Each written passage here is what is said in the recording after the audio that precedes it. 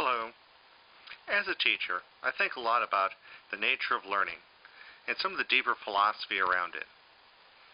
Consider, my view of learning is that it's the individual taking all the inputs, all the stimuli, all the information around us, and then processing it and including it into what we already know, into our knowledge base. That is the process of learning as I see it.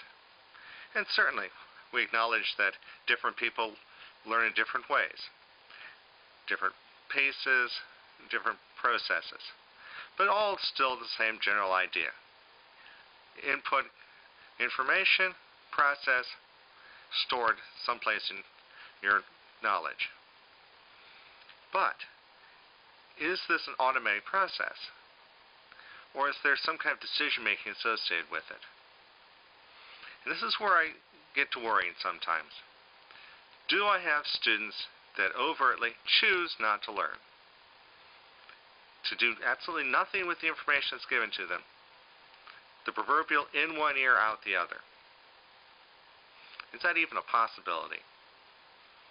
If it is, then we've got a problem in education.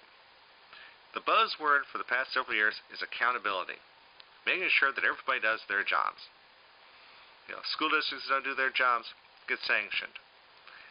If teachers don't do their jobs, they could potentially lose theirs. But what about the students? There's very little accountability level upon the students, save that of some form of standardized test, which in some places really doesn't even contribute to whether or not they're successful or not. It's possible in many places that even though you take these tests, there is no consequence behind it. You could fill in the dots, or however they do their testing, at random, and it really doesn't affect you. It doesn't affect whether you graduate, does not affect whether or not you're promoted.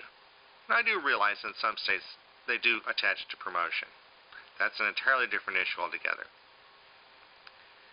Well, I asked some of my bosses, what do we do about those students that choose not to learn? They're taking up space, not only not participating constructively, and in some cases they're participating destructively and causing trouble, interfering with other people who really do want to learn. I'd hate to think that my job is just merely a glorified babysitter. I actually want to be important to these individuals.